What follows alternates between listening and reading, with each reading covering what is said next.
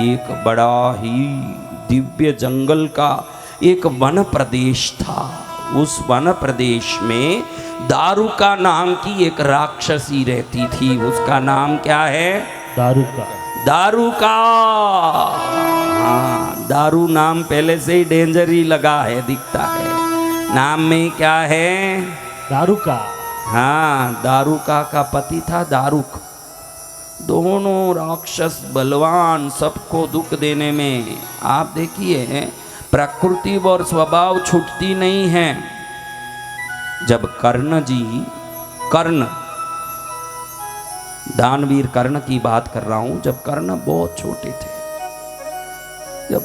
छोटे थे, तो पालने में झूल रहे थे। सप्त ऋषि वहां से जा रहे थे।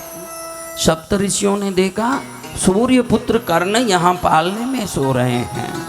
तो उन्होंने देखा कि बच्चे का कवच कितना सुंदर है, जन्म से ही कवच के साथ जन्मे ना, इसलिए ऋषियों ने हाथ यूं करके बताया कि कवच कितना सुंदर है, कितना सुंदर है। वो जन्म लेके 6 महीने के बालक को ऐसे लगा कि ये ऋषि मुझसे कुछ मांग रहे हैं। आप मत समझना कि उनका उम्र आया तब उनकी बुद्धि में दान का भाव आया।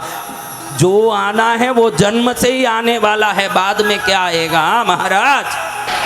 तो कर्ण ने सोचा कि बेचारे ये ऋषि कुछ मांग रहे हैं।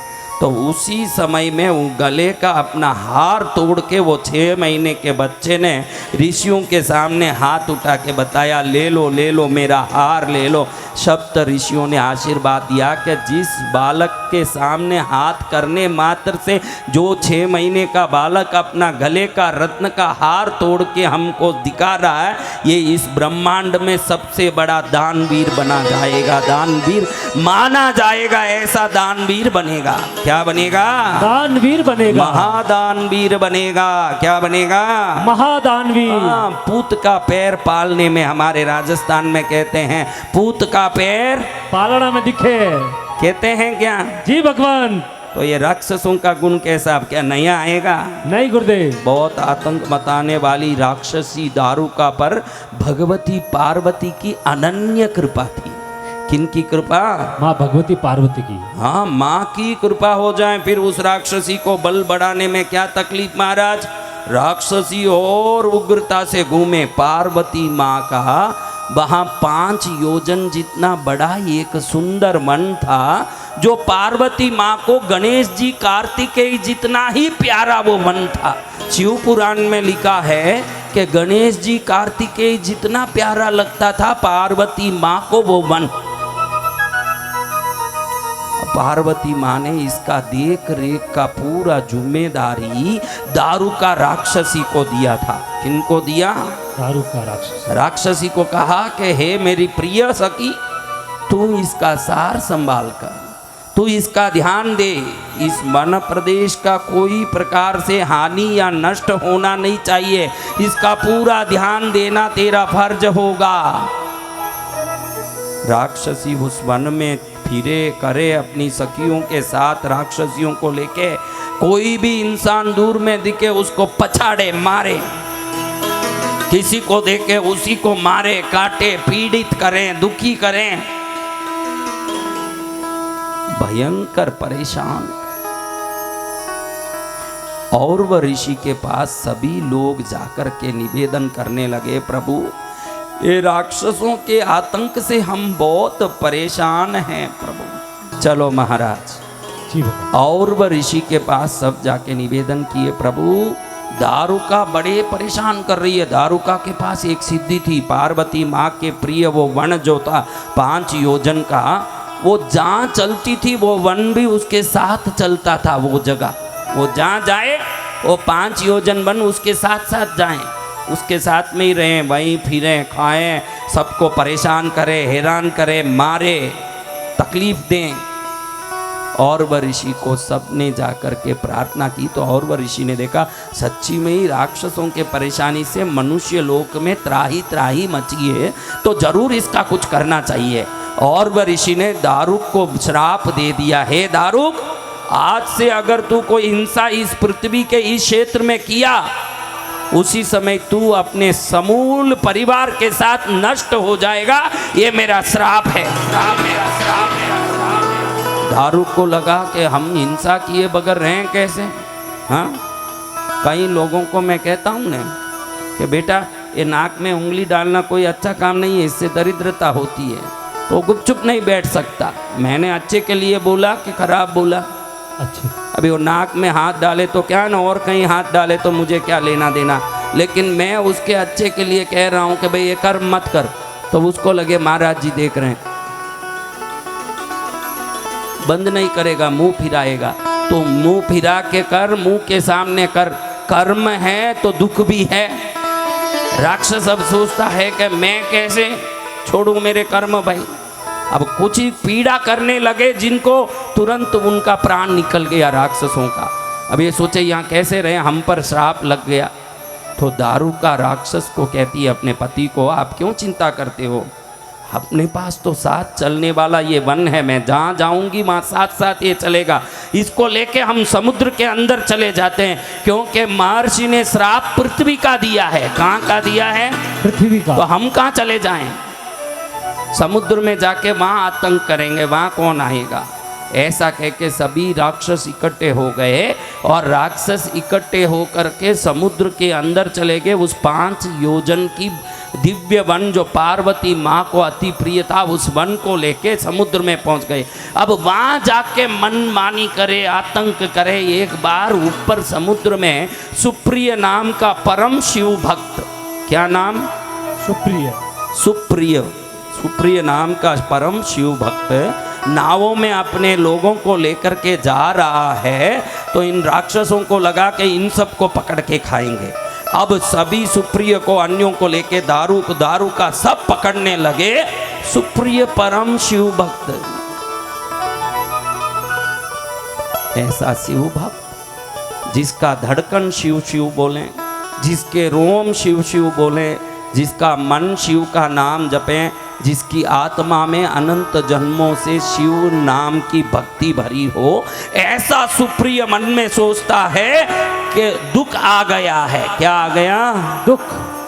दुख की बदली जब जब मुझ पर छा गई, भोलेनाथ के नाम जिह्वा पे आ गए। दुख की बदली जब जब मुझ पर छा गई, भोलेनाथ के नाम जिह्वा पर आ गई। ओ आ गई, वो आ गई, वो आ गई मेरे नाम। अब राक्षस एक एक को पकड़ पकड़ के नाव से निकाल के, तुझे खाऊंगा, तुझे पीटूंगा, तुझे मारूंगा। प्रभु देखो, आप 4 लोग मिलते हो तो क्या बात करते हो, थोड़ा सा ध्यान देना, इससे आपका व्यवहार मालूम पड़ जाता है। ये 4 जरूर मिलेंगे तो कचरा ही खोदेंगे, मैं लिख के देता हूँ। क्या करेंगे? क्या करेंगे? कचरा। तेरे भी मिला के बोलो, हाँ खुश हंस मत। तू क्या कर लेगा? किसी को भक्ति सिखा देगा? ये सब कचरा खोदने वाले, वहाँ ये हो रहा है, वहाँ यूँ हो रहा है, आज खाने में नमक नहीं था, वो ऐसे हो रहा है, यहाँ अपने को सुबह की सब्जी डाल दी, मेरे को ऐसे कर दिया, मेरे वो कर दिया। सुप्रिय को देखो महाराज, वो अपने साथ बड़ी टोली लाया। आप जैसे स्वभाव के हैं वो वैसे सिखाओगे सबको। सुप्रिय शिव भक्त था तो आने वालों को पहले से ही पूछता, भाई तू शंकर जी को जानता है? शंकर जी, अरे कैलाश के वासी, कैलाशपति भोलेनाथ, जिनका नाम लेने से मोक्ष मिलता है। ऐसा कैसे नाम लिया जाता है? नमः शिवाय। कैसे नाम लिया जाता है? नमः शिवाय। नमः शिवाय बोलने से मोक्ष हो जाता है। अरे सुप्रिय उनको समझाता, क्या पर्वत जितना रुई का ढेर होगा तो उसको जलाने के लिए भी पर्वत जितनी अग्नि की जरूरत पड़ेगी। जैसे एक चिंगारी पूरे पर्वत जितनी रुई की ढेर को जला सकती है, एक नमः शिवाय शब्द पूरे पापों के ढेर को जला के राख कर सकता है। जय जय गुरुदेव। सुन सुनने मात्र से प्रसन्न होके सब लोग जुड़ते गए, सब परम भागवत बन गए, परम शिव भक्त बन गए, परम भक्ति में लीन हो गए। अब वो लीन हो गए, इधर देखो तो आपत्ति आ गई, राक्षस की आकृति, पर्वत जैसे विशाल, दांत बाहर निकले हुए, सिंह, भयंकर विकराल रूप, पहले ही देखते ही डर लगे। उन्होंने तो पंजे में ही इनको उठा लिया ऐसे। सुप्रिय क्या करूं ऐसे सोचता है। आपत बांधव, भगवान को क्या कहते हैं?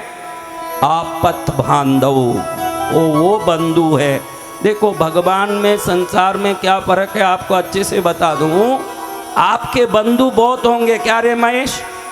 तेरे काका नहीं है भगवान, नाना नहीं है भगवान, परिवार वाले हैं, मामा जी हैं, साला जी हैं, कोई भी होंगे XYZ। अच्छा, अब दुख आ जाए, जा उनको बोल के बहुत दुख आ गया, कुछ न कुछ बोल के टालने की कोशिश करेंगे रिश्ते वाले, या दुख में सहयोग करेंगे। बता देखते हैं, अगर अनुभव नहीं आया हो तो एक बार अनुभव करके देख ले, मालूम पड़ जाएगा कि संसार दुख के समय बहाना करके भागेगा। बंधु जिसको हम कहते हैं, क्या कहते हैं? बंधु। शादी की पत्रिका में विवाह आमंत्रण में क्या लिखते हो? इष्ट मित्र बंधु के साथ पधारिए। बंधु यानी रिश्ते वाले। भगवान को आपत बांधव कहते हैं, आपत के बंधु, यानी संसार के जितने बंधु हैं वो आपत्ति में ही भागेंगे और भगवान आपके आपत्ति में ही आएंगे। दोनों में इतना ही फर्क है, वो आपत्ति में ही भागेंगे। संसार वाले क्या है, कल तक बात किया, बड़ा प्रेम, रमेश और महेश दोनों दोस्त। क्या? रमेश और महेश दोनों दोस्त। रमेश महेश को कहता है, खून भी तेरे लिए दे दूंगा, प्राण भी तेरे लिए दे दूंगा, तू मेरा जिगरी दोस्त है। महेश रमेश को कहता है, मैं तो तेरे लिए सब कुछ नेचर कर सकता हूँ। रातों रात कोई तबीयत में घर में खराबी हुई पत्नी की, अचानक डॉक्टर 1.5 लाख मांग रहा है। बात याद आई, रमेश ने कहा कि तेरे लिए मैं तो घर भी बेच सकता हूँ। तुरंत रमेश के पास दौड़ा, भैया पत्नी की तबीयत खराब हो गई, डॉक्टर बोलता हार्ट में होल है, अभी के अभी ऑपरेशन नहीं किए तो शायद बचना मुश्किल है। भाई मेरे अर्जेंट में मेरे हाथ में कुछ नहीं बचा, तू मेरा प्राण से प्यारा मित्र है, थोड़ा 1.5 लाख का व्यवस्था कर सकता है? अरे मेरे पास जहर खाने को भी पैसा नहीं है, थोड़ा तू कुछ समझ के बोलता, प्राण दे सकता हूँ, पैसा है नहीं तो कहाँ से लाऊं? और महेश को मालूम है कि इसके पास पैसे बहुत हैं, लेकिन होते हुए भी मुंह क्यों मना कर रहा है? संसार सुख का साथी है। सबको आपको अगर परिचय लेना हो तो अपने दुख के समय में किसी को पूछ के देखिए, तब आपको समझ पड़ेगा। मेरा कहा हुआ आपको शायद अन्यथा लगे, लेकिन जब दुख आएगी और आप पूछोगे आपको मालूम पड़ जाएगा दुनिया कैसी है, कैसी है। और भगवान को आपत बांधव क्यों कहते हैं? आपत्ति आते ही सब बंधु भाग जाते हैं। बांधव यानी बंधु, एक बंधु आपत में ही आते हैं, वो है परमेश्वर भगवान। कब आते हैं? कब आते हैं? आपको आपत्ति में आने वाले चाहिए कि मौज में आने वाले चाहिए? आपत्ति। आप कहीं गली में पानी पूरी खा रहे हो, लीला कितने दिन हुए देख के, बहुत मिल के बहुत समय हो गया, कहाँ अपन वो मांगीलाल जी के घर की शादी में मिले थे, बाद में कितना कम से कम 4 महीना हो गया ना, मिली नहीं। क्या पानी पूरी खा रही है? नहीं, क्या बाटा खा रही है? दिख ही रहा है कि पानी पूरी खा रही है, क्योंकि इसको साथ खड़ना, तुरंत लीला भी पिघल गई। लो भाई आप भी एक पानी पूरी का प्लेट खाओ। वो इसीलिए आई थी क्योंकि ये खा रही है, इधर खड़ूंगी तो मुझे भी एक फोगट की पानी पूरी का प्लेट मिलेगा, ऊपर से 2 पानी पूरी फोगट में दुकान वाले से भी अलग से मांग के खा लिया। भैया हमारा 2 दे दीजिए, जो एक्स्ट्रा है वो दे दीजिए। देख तेरे संसार की हालत क्या हो गई भगवान, कितना बदल गया इंसान, कितना बदल गया इंसान। सूरज न बदला, चांद न बदला, न बदला रे आसमान, कितना बदल गया इंसान, कितना बदल गया इंसान।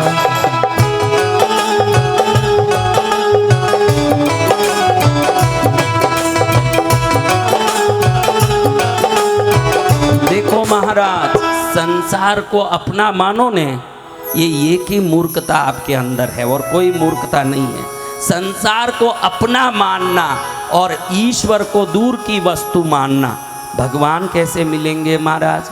भगवान की कितनी साधना से भगवान रिश्ते हैं। अरे भगवान तेरे हैं, उनकी साधना क्या करना? अभी भी तेरे साथ हैं, आज भी तेरे साथ हैं, न सदा तेरे साथ हैं। क्या साधना करेगा उनकी? और संसार आज भी तेरे साथ नहीं, न कल भी तेरे साथ नहीं, न कभी तेरे साथ होने वाली नहीं है। जो होने वाली नहीं है उसके साथ रहेगा, इससे बड़ी मूर्खता क्या है? जो तेरे हैं उनसे दूर रहेगा, इससे बड़ी मूर्खता क्या है? जो तेरे हैं वो तेरे हैं ही, और जो तेरे नहीं हैं वो तेरे हैं नहीं। बंसीलाल जी कह रहे हैं घर में पत्नी इंतजार कर रही है। अच्छा भाई बंसीलाल जी, आपके पिताजी मर गए कि जिंदे हैं? मर गए। तो क्या आपकी माँ साथ में कूदी थी? तो आपकी माँ नहीं कूदी तो आपकी पत्नी कौन से आपके साथ कूदने वाली है? जो साथ कूदने वाली है वो अपने साथ नहीं है, जो साथ चलने वाले हैं वो ही अपने साथ हैं। साथी कौन है इसका दिमाग लगा के चलो कि साथी कौन है मेरे। लीला कहें दीपक मेरे को कह रहा है उधर धाम में कि मम्मी घर में नहीं रहे तो अच्छा ही नहीं लगे, घर में कोई आनंद ही नहीं है। तुझे तो तेरे मम्मी से आनंद आएगा, ये स्वार्थ है। तेरे मम्मी को जिससे आनंद आए वो काम करवाएं, यही सच्चा पुत्र का कर्तव्य है। पुत्र का कर्तव्य ये नहीं कि खुद को जो मजा आए वो काम करें। माँ को जो आनंद आए, माँ जा, तुझे भगवान का नाम सुनने में, भगवान की भक्ति करने में, भगवान की सेवा करने में अच्छा लगता है क्या? जा तू भगवान की सेवा कर। क्योंकि एक दिन जब संसार छूटेगा, तेरे साथ न मेरा कमाया हुआ, न तेरा रखा हुआ, तेरे अलमारी में रखी हुई साड़ियाँ, गहने कुछ साथ नहीं आएंगे। गुरुदेव के बताए भक्ति का पुण्य ही तेरे साथ आने वाला है और कुछ साथ नहीं आएगा। गुरुदेव नारोली मोली चावल है, न इच्छा सोने चांदी की, बस तेरे चरणों में आया हूँ, भक्ति तेरी करने के लिए, बस तेरे चरणों में आया हूँ, करने के लिए। बड़े दूर से चल कर आया हूँ प्रभु, भक्ति तेरी करने के लिए। न रंग महल की अभिलाषा,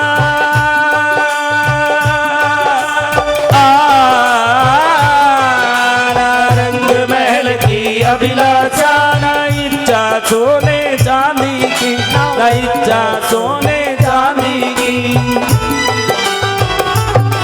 दो फूल गुलाब का लाया हूँ, क्या लाया? फूल गुलाब। दो फूल गुलाब का लाया हूँ, चरणों में तेरे रखने के लिए। दो फूल गुलाब का लाया हूँ, चरणों में तेरे रखने के लिए। बड़ी दूर से चल कर आया हूँ प्रभु, तेरे में दर्शन के लिए। बड़ी दूर से चल कर आया हूँ प्रभु, तेरे में दर्शन के लिए। प्रभु मुझे पता है, जब द्रौपदी पूरी भरी सभा में रो रही थी, 5-5 पति खड़े थे वहाँ, एक नहीं, हाँ 5 पति और पारिवारिक जन, बड़े बुजुर्ग, ज्ञानी, धर्माचार्य, कितने लोगों से भरी सभा। पूरी सभा देखती रह गई। अगर बचाने कोई आया तो आपत बांधव भगवान कृष्ण ही आए, और कोई आ नहीं सकते। संसार क्या आएगी? हाँ, इसलिए आपत्ति के बंधु चाहिए कि आनंद के बंधु चाहिए। संसार में 2 बंधु है, एक आपत बांधव, एक आनंद बांधव। तुम्हारे पास जो है ना वो सब आनंद बांधव है। जब तक आप में आनंद है, सुख सहूलियत है, धन दौलत है, जब तक ही साथ रहेंगे। मैं जिनका बोल रहा हूँ वो आपत बांधव है। जब आपत्ति आएगी तब वो काम आएंगे। आपको कौन चाहिए महाराज? भगवान चाहिए। कौन चाहिए? आपत बांधव। हाँ, वो भगवान जो सूर्य की तरह चमक रहे हैं, जो चंदा की तरह शीतल हैं, जो हर एक के लिए तत्पर रहते हैं। कैसे रहते हैं? हर एक के लिए तुझे सूरज कहूँ या चंदा, तेरी भक्ति करे ये बंदा, तेरा नाम लिया है पावन, तेरा नाम लिया है पावन, भोलेनाथ तेरा मैं बंदा। तुझे सूरज कहूँ या चंदा, तेरी भक्ति करे ये बंदा, तेरा नाम लिया है पावन, भोलेनाथ तेरा ये बंदा। ध्यान रखना, आपत में कौन काम आएंगे महाराज? हाँ, होशियार आदमी सीढ़ी को पकड़ता है। किसको पकड़ता है? सीढ़ी को। चढ़ना हो तो सीढ़ी को ही पकड़ना पड़ेगा, और पाना हो तो प्रभु को ही पकड़ना पड़ेगा आपके जीवन में। और किसी को भी पकड़ोगे कहीं कोई सहाय नहीं। मेरे जैसा आनंद किसको है इस दरबार में? देखिए मैं कितने आनंद में हूँ, क्योंकि मुझे आपत बांधव मिल चुके हैं, और मैं चाहता हूँ कि आपको भी आपत बांधव मिल जाएं, आनंद बांधव नहीं। कौन मिल जाएं? आपत बांधव। अगले बुधवार से क्या जलाना है? चतुर्थी से क्या जलाना है? दीपक। दिए के मोली में क्या जोड़ना? सिर्फ सिंपल चीज, जो मोली अपन डाल रहे हैं उसमें खस का जड़ जोड़ देना है, और कुछ नहीं।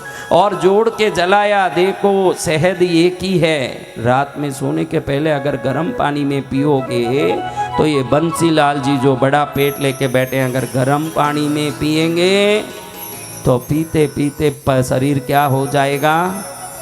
पतला हो जाएगा, पेट गायब हो जाएगा। और ये बच्चा मेरा पैर चला रहा है, उसका नाम क्या रे बेटा? दिल खुश। दिल खुश। मेरा दिल कितना खुश हुआ। आहा, दिल खुश तो कितना पतला है देख। हाँ, 2 पैर नहीं दिख रहे हैं, धनिया के 2 जड़ दिख रहे हैं उधर। हाँ, तो तू देख, जब रात में सोता है ना, गरम दूध में अगर 1 स्पून शहद डाल के पिएगा तो पीते पीते बंसीलाल जी जैसे हो जाएगा तू। और बंसीलाल जी पानी में शहद पिएंगे तो पीते पीते तेरे जैसे हो जाएंगे। अब शहद एक है कि 2 है? एक है सदगुरु भगवान। एक ही शहद प्रयोग के अनुसार अलग अलग परिणाम देता है। तो एक ही दीपक में काली मिर्च डाल के जलाओगे तो शत्रु का मर्दन होगा, बरास डाल के घी का दीपक जलाओगे तो धन वृद्धि होगा, इलायची डाल के जलाओगे तो रिश्तों में प्रेम बढ़ जाएगा, खस का जड़ डाल के गणेश जी को जला दोगे तो जो काम रुका है 7वें दिन से वो काम होना शुरू हो जाएगा। जय गुरुदेव। शादी के लिए पैसा चाहिए, आ जाएगा। शादी होना है, आ जाएगा। बच्चे ठीक नहीं हैं, ठीक हो जाएंगे। लड़ाई है, हो जाएगा। देखो ये सनातन धर्म एक ही आधार पर चलता है। सनातन धर्म ज्ञान के आधार पर नहीं चलता। कोई पंडित जी हो बोलो कि सनातन धर्म ज्ञान के आधार पर चलता है, ज्ञान बाद की सीढ़ी है। सनातन धर्म क्रिया के आधार पर नहीं चलता, क्रिया बाद की सीढ़ी है। सनातन धर्म बाकी सभी चीज़ों के आधार पर नहीं चलता, सनातन धर्म विश्वास के आधार पर चलता है। किसके आधार पर चलता है? विश्वास के। हाँ, जिसने विश्वास कर लिया प्रभु उसके हो गए। क्या हो गए? विश्वास। हाँ, तो ऐसे प्रभु को नमन करते। दारू का राक्षसी और राक्षस सब मिलकर के हैरान करे सुप्रिय भक्त को। वो सब भक्त हैं। भक्त को जब दुख आता है तो कौन याद आएंगे? भगवान। हे प्रभु थारो प्रेम नो खजानो, जो जे न टूटी जाए प्रभु, जो जे न टूटी जाए, जो जे न टूटी जाए प्रभु, जो जे न टूटी जाए। ये प्रभु थारो प्रेम नो खजानो, ये प्रभु तारो प्रेम नो खजानो, जो जे न टूटी जाए, जो जे न टूटी जाए, जो जे न टूटी जाए, जो जे न टूटी जाए। बड़े विलाप करके राक्षसों का भयंकर रूप, राक्षसों के विकराल शरीर को देख के घबराए हुए सब लोगों को राक्षस तो उंगली में पकड़ के हिला रहे हैं, इतने बड़े बड़े शरीर। सुप्रिय ने सोचा प्रभु आज हमारा अंत है। जब प्राण तन से निकले, तेरा नाम मुख से निकले, कैलाश की हो छाया, मन में न होवे माया, तप से हो क्रूश काया, तब प्राण तन से निकले। ऐसी दशा हो भगवन जब प्राण तन से निकले, जब प्राण तन से निकले, तेरो नाम मुख से निकले, तेरो नाम मुख से निकले। अरे शिव शिव करते, हे प्रभु हे नाथ, हे प्रभु ये क्या दुख आ गया प्रभु, हमको ये राक्षस खा जाएंगे, बचाइए, त्राही त्राही। चंद्रशेखर चंद्रशेखर चंद्रशेखर पातु मां, चंद्रशेखर चंद्रशेखर चंद्रशेखर रक्ष मां, चंद्रशेखर चंद्रशेखर चंद्रशेखर पातु मां, चंद्रशेखर चंद्रशेखर चंद्रशेखर रक्ष मां, चंद्रशेखर चंद्रशेखर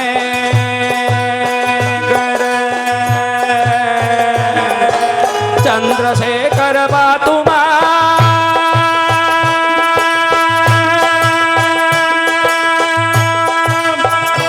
पातु मां पातु मां रक्ष मां रक्ष मां, पातु मां रक्ष मां रक्ष मां, पातु मां रक्ष मां रक्ष मां, पातु मां रक्ष मां रक्ष मां।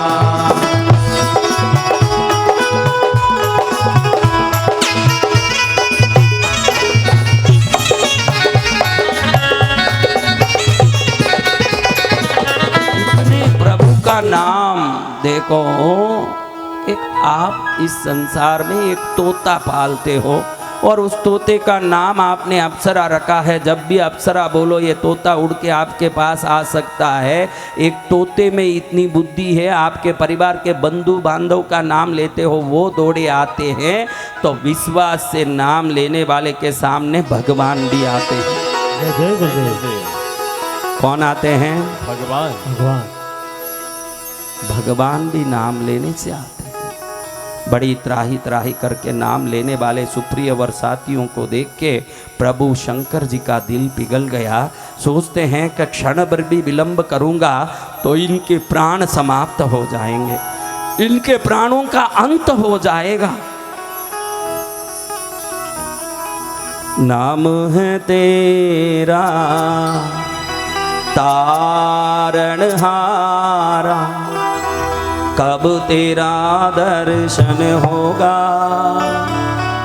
जिनका शिवलिंग इतनी सुंदर, वो कितना सुंदर होगा, वो कितना सुंदर होगा। नाम है तेरा तारणहारा, कब तेरा दर्शन होगा। जिनकी शिवलिंग इतनी सुंदर, वो कितना सुंदर होगा, वो कितना सुंदर होगा। त्रिशूल पाणी, पिनाक पाणी, भस्मधारी, नीलकंठ त्रिनेत्रधारी भगवान उस भयंकर तूफान उठी समुद्र में राक्षसों के अत्याचार से सुप्रिय को बचाने के लिए स्वयं प्रकट हुए। शंकर जी ने मात्र राक्षस दलों को देख करके एक ओंकार किया। उसी समय समस्त दारुका राक्षसी के सिवाय बाकी समस्त राक्षस जाति समूल भस्म हो गए। दारुका कैसे भस्म नहीं हुई? पार्वती की अति प्रिय थी। दारुका कैसे भस्म नहीं हुई? पार्वती माँ की अति प्रिय थी। जो माँ के प्रिय हैं, माँ का सिर पर हाथ हो जाए ना तो संसार की कोई वस्तु उसको कुछ नहीं कर सकती। सब के सब भस्म हुए। सुप्रिय आश्वासित होकर के प्रभु की स्तुति करने लगे कि प्रभु ने आके स्वयं हमारा प्राण बचाया। क्या एक जगह पर कोई परेशानी हो गई, कहीं खंबे में कोई करंट बिजली खराब हो गई तो मोदी जी आके ठीक करते हैं? नहीं गुरुदेव। जिनेंद्र भाई कौन ठीक करते हैं? गली का इलेक्ट्रीशियन, पार्षद तक नहीं आएगा। आप छोड़ो, विधायक की बात छोड़ो, संसद की बात छोड़ो, पार्षद तक नहीं आएगा। इलेक्ट्रीशियन को फोन करेंगे बिजली विभाग में, इस जगह में करंट निकल गया भाई, जाओ इसको तार जोड़ दो। तो क्या शंकर जी के नीचे संसद नहीं है, विधायक नहीं है, पार्षद नहीं है, इलेक्ट्रीशियन नहीं है?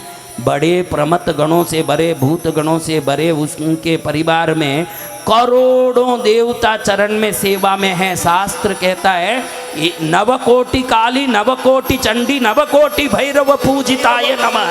9 करोड़ कालियां, 9 करोड़ चंडी और 9 करोड़ भैरव जिनके चरण में पूजे वो कैलाशपति भोलेनाथ। जय जय भोलेनाथ। हाँ, नवकोटि काली, नवकोटि चंडी, नवकोटि भैरव पूजिताय नमः। वो भगवान जिनके चरण में 9 करोड़ भैरव रूप लेके सेवा करते हो।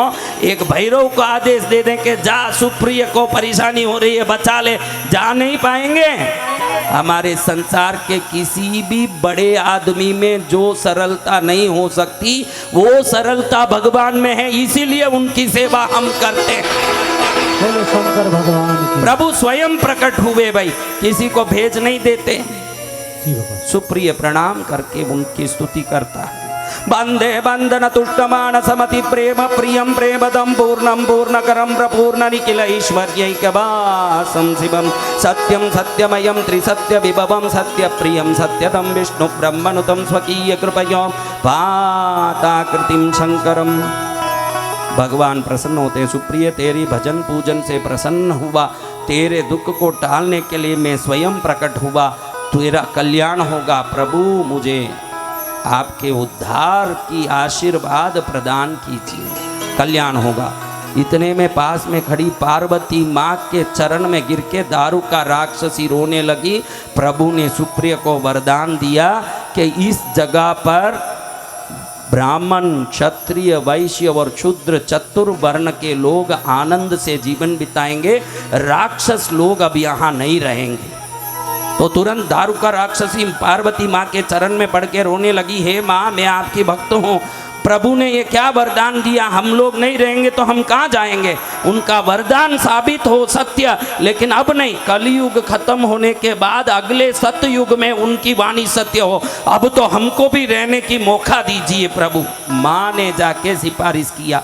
मैं ये कथा पढ़ा तब मुझे लगा कि माँ की कितनी महिमा है। कितने भी भगवान वचन निकाल दें, अगर माँ एक शब्द भगवान को कह देती है तो भगवान टाल नहीं पाते हैं। भगवान ने शब्द निकाल दिया कि इस क्षेत्र में राक्षस रहेंगे ही नहीं, चतुर्वर्ण के मनुष्य रहेंगे, लेकिन माँ जाके भगवान को कहती है प्रभु ऐसे कैसे बोलते हो, ये दारू का मेरी भक्त है, मेरे भक्तों का अपमान करके आपको क्या आनंद आता है, उसका भी वंश यहाँ रहना चाहिए। तुरंत भगवान कहते ठीक है पार्वती, तूने जैसे कहा वैसे करूँगा, मेरा वचन भी खाली नहीं जाएगा। कलयुग के अंत में सतयुग में वीरसेन नाम के राजा का बेटा बनेगा सत्यसेन, वो चक्रवर्ती बनेगा जब तक यहाँ तामसी लोग भी रहेंगे, ये मेरा आशीर्वाद।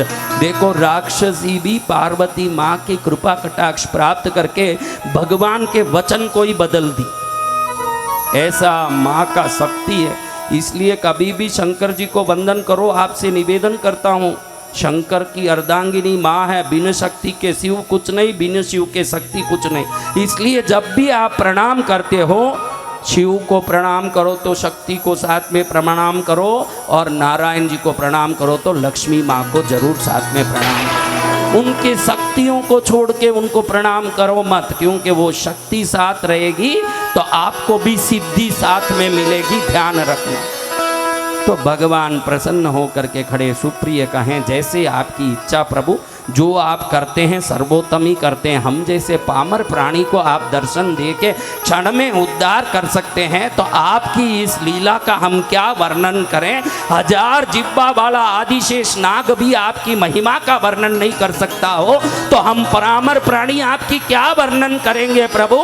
आपको तो मैं प्रणाम करके इतना ही कहूँगा कि आप इस क्षेत्र में ही विराजमान हो जाइए। सबको मालूम पड़े कि ये क्षेत्र वो क्षेत्र था जहाँ सुप्रिय भक्त के लिए प्रभु ने बड़ी कृपा करके आशीर्वाद दी थी, वो जगह होनी चाहिए। प्रभु ने कहा ठीक है भाई सुप्रिय, इन राक्षसों की यहाँ पर भक्ति और तुम लोगों की आपद से उद्धार के लिए इस क्षेत्र में मैं निवास करूँगा। इस क्षेत्र का नाम मैं ज्योतिर्लिंग के रूप में मैं स्थापित हो जाऊंगा। आज से जो भी यहाँ आएंगे वो सब मेरे दर्शन से उद्धार पाएंगे। जैसे सुप्रिय को क्षण में प्राण घातक आपत्ति से मुक्ति मिली, आप सबको प्राण घातक आपत्ति से मुक्ति मिलेगी। ये आशीर्वाद देता हूँ। आज से पार्वती इस स्थान पर नागेश्वरी के रूप में पूजी जाएगी और मैं नागेश्वर ज्योतिर्लिंग के रूप में यहाँ पर स्थापित हो जाऊँगा। और इस जगह पर नागेश्वर ज्योतिर्लिंग का जो भी दर्शन करता है विभिन्न प्रकार के विपत्ति आपत्ति दुख से मुक्त होकर के अपने जीवन में सदा सफलता और श्रेष्ठता प्राप्त करेंगे। क्या प्राप्त करेंगे?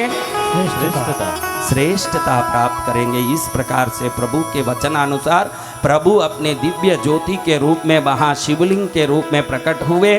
भगवान का वो शिवलिंग, ज्योतिर्लिंग, महालिंग, प्राणलिंग, शक्तिलिंग, नागेश्वर ज्योतिर्लिंग के रूप में पूजा गया, पूजा जा रहा है और पूजा जाएगा। और माँ वहाँ नागेश्वरी के रूप में निवास कर रही है। ऐसे भगवान नागेश्वर भोलेनाथ के महात्म्य को जो भी सुनता है, इस ज्योतिर्लिंग की कथा को जो भी सुनता है, प्राण घातक आपत्ति से भी वो मुक्त हो जाता है।